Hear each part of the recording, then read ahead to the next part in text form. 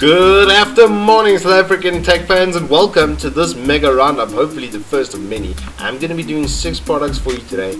It's going to take a bit of time, it's going to be a bit of a long one, but trust me, you're going to want to wait to the end because it's going to be a nice Easter egg for you in the finish. Enjoy. Very nice. The point of this is to show you what it's like to live with these products. What it would be like to buy and own these products. I've been using them for a little bit of time, couple of weeks, and this is a no rubbish review. I shall not tell you how amazing this keyboard is apparently, or whatever the case is. This is kind of a no holds barred. This is what I like, this is what I didn't like.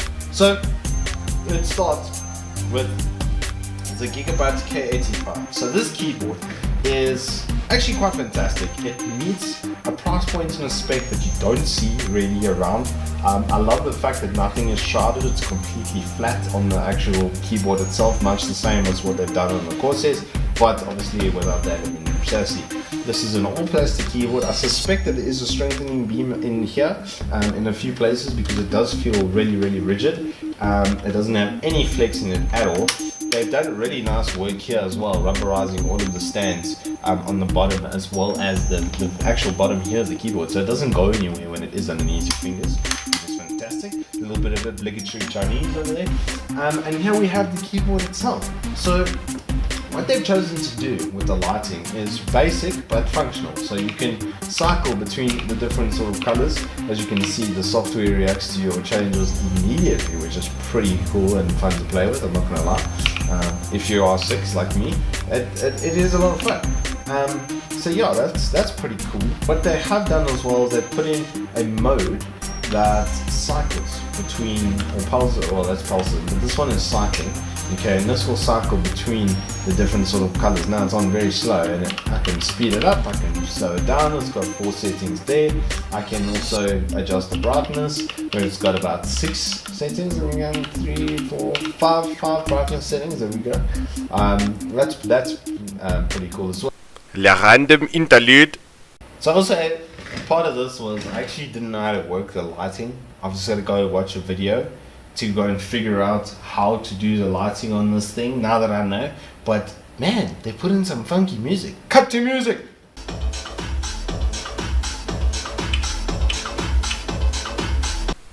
Back to the studio.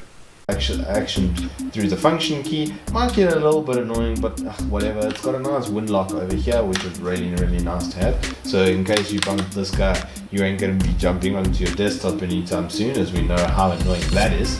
But yeah, it's very cool, very basic. It's got cherry MX reds on it. Okay, now we get to really what I think is the best part of this keyboard.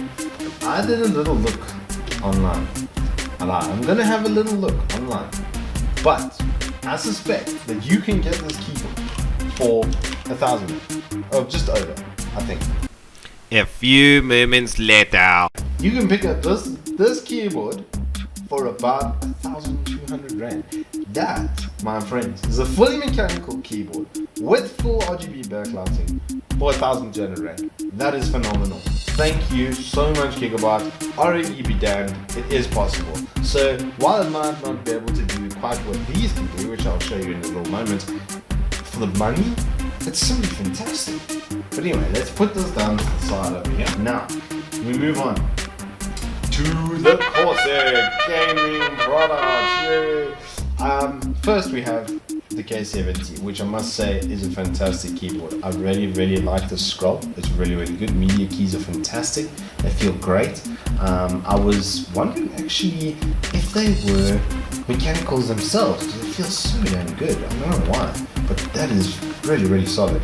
The keys themselves are cherry MX reds once again, so there's a very comparable feel between the two sort of keyboards. There's nothing really to differentiate themselves. The mats that they've used on here is a bit different to the texturing and stuff on these sort of keys, but beyond that, it's really nitpicky.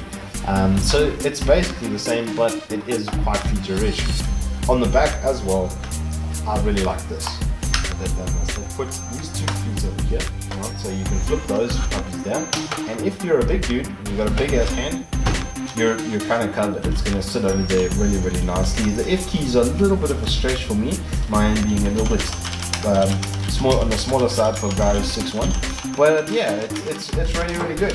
The color profiling though on these things is just really where they start to shine. I mean, beyond this aluminium chassis, which is fantastic, it's nice and thick, it's about 2 mils there that you're getting of solid aluminium. It does look like it's been cut from a single piece and bent as well, so that's great. So you know that this thing is probably harder than Hugh Hefner on Christmas. But yeah, it's also got this really thick cable, which I think lends itself to a South African market as well for self-defense. I really think that if someone came into your house and you swung one of these bad boys at their head, they're gonna know about it. So yeah, this is really cool. I love the lighting that you can do on these sort of things. They're absolutely crazy. We just have to go over here to the default and put the effect here on the little K85, which is basically the same, just minus the numpad and a few other features which we'll get into now. And I've gone and done per key lighting here on the K70, which is fantastic as you type it up. And I mean, the community has really gone tilt with this sort of thing. We go and we have a look here at the CSGO. We've got a marble fade that comes across here. Then we've got a Doppler sapphire, Doppler Asimov, which I'm sure a lot of you guys are familiar with, being quite a popular skin, quite pricey skin. But yeah, you can have that now on your keyboard, which I think is super cool. Getting into that, let's have a look at the little K65. So this has been my keyboard of choice, simply because I didn't want the numpad. I wanted a short keyboard. I mean, take off that stand and look how tiny that little guy is. Once again, fantastic for swinging into people's heads thanks to this aluminium chassis. Does mean as well that the keyboard is never going to break, and that the open profile makes it much easier for cleaning. I had it shrouded in concealed keyboard, which I have over here. Let me just grab that out. Here we go. Shrouded in concealed keyboard being this good old Seamstone Quickfire Pro. This poor thing has been with me for 5 years. Even still got a little land stick on there, which is pretty cool. And the keyboard had come a long way. I mean, these were so flimsy. I mean, they actually just broke in. The detachable cable was pretty nice. And the fact that you could channel it anywhere. But it was really impossible to clean thanks to the shroud. It was only partially backlit, and the Cherry Max black switches, which I do miss. I do like the harder key press, but yeah, nerds and physical effort, right? That ain't gonna happen. So that keyboard went out, and I had to go and look for a new one, which is why I considered these products here. So after everything, as I said, I had chosen this little K65 because I didn't want the numpad. It's simply because then I can sit with my hands closer together, like I'm dum from the gym going flies, which I like to can feel in my bodies. A couple of things though that I really would have liked to have still on this keyboard. That little sound scroll wheel is so nice on this keyboard. It really does feel good on the K70.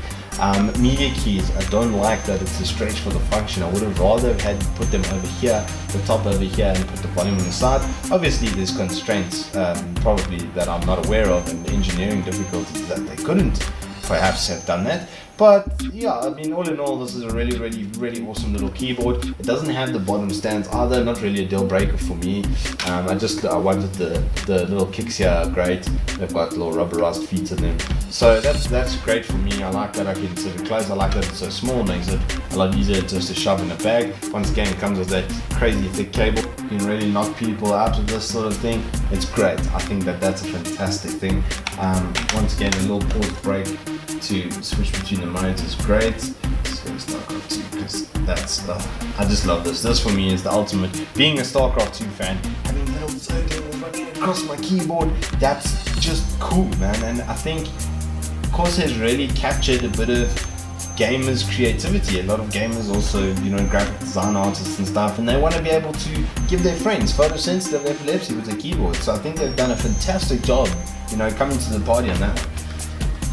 So yeah, just as a roundup for what we have here, I did choose the K65 because it's shorter, the build quality is fantastic, but if I was in the market to buy a keyboard and I didn't want to spend, close to $2,500, I think it is for these keyboards, that's quite a lot.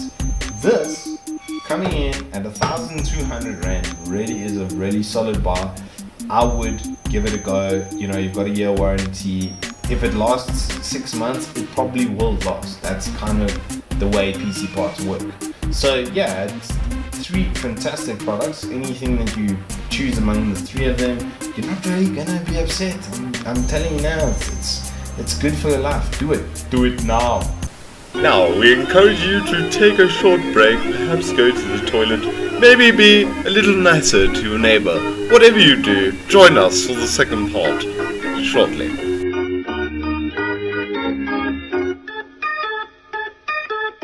Alrighty, ladies and gentlemen, so here we finally get to our mouse portion of this video. Now, if you do have a look here, you will notice that there's an XM300 missing.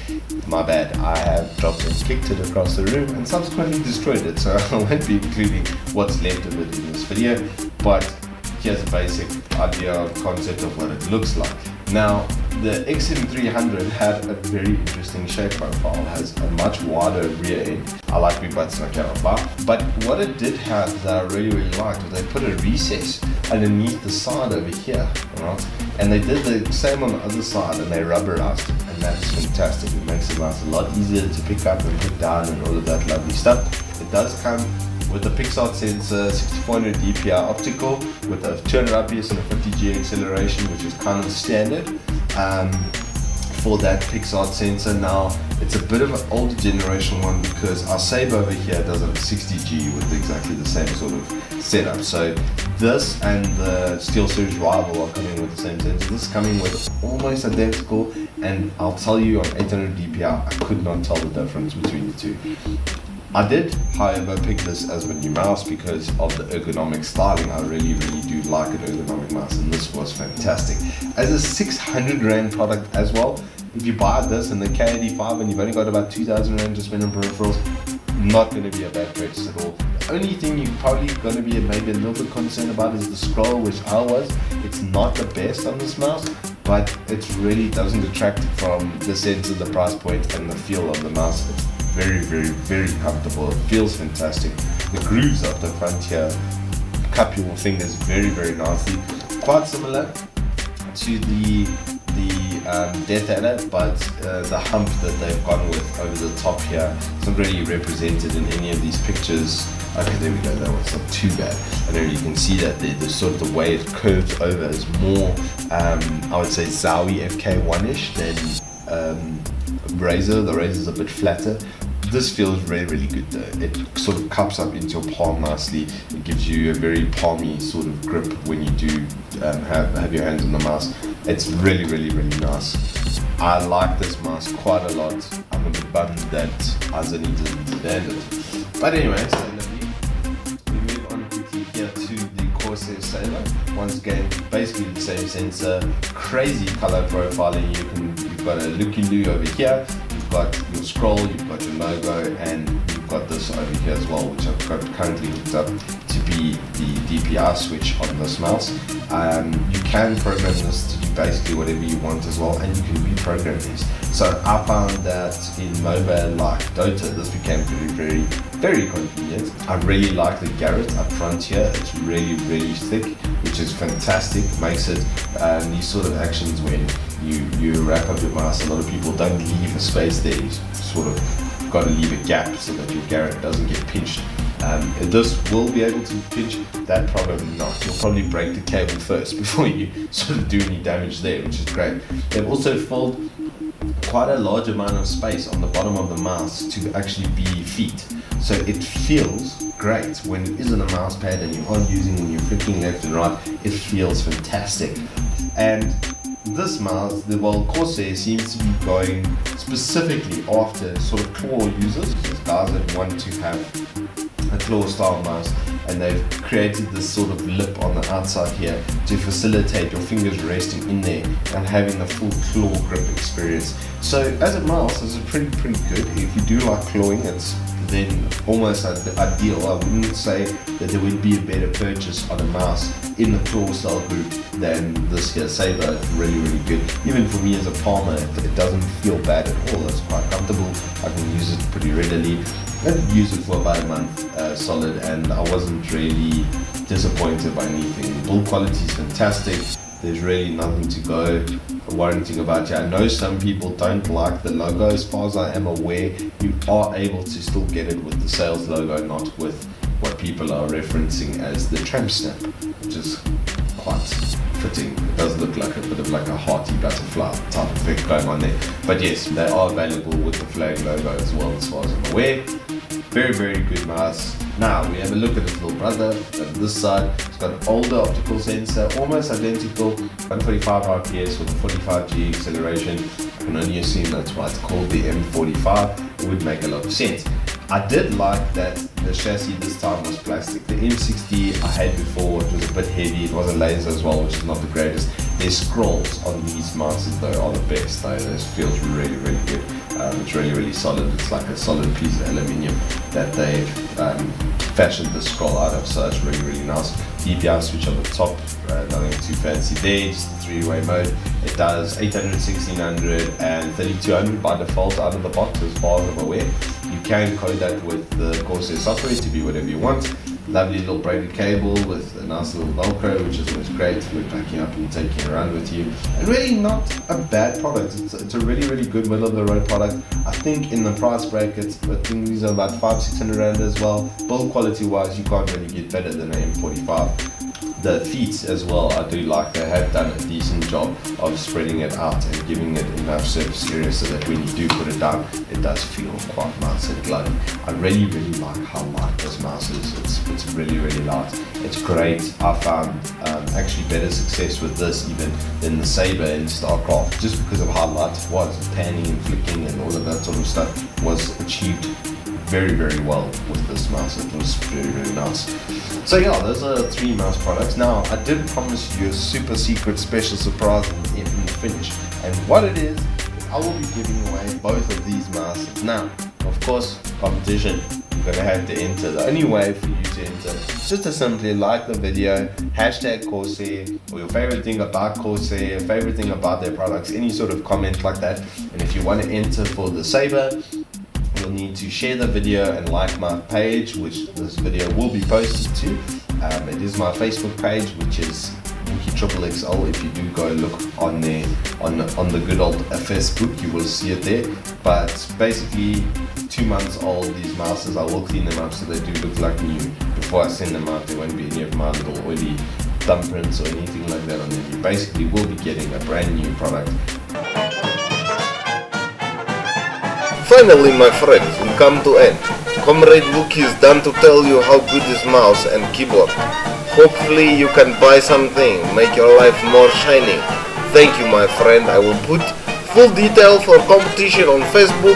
You can go and see it, you can go and win it. Get it for yourself. Bliat Sika. Give me the power, do it!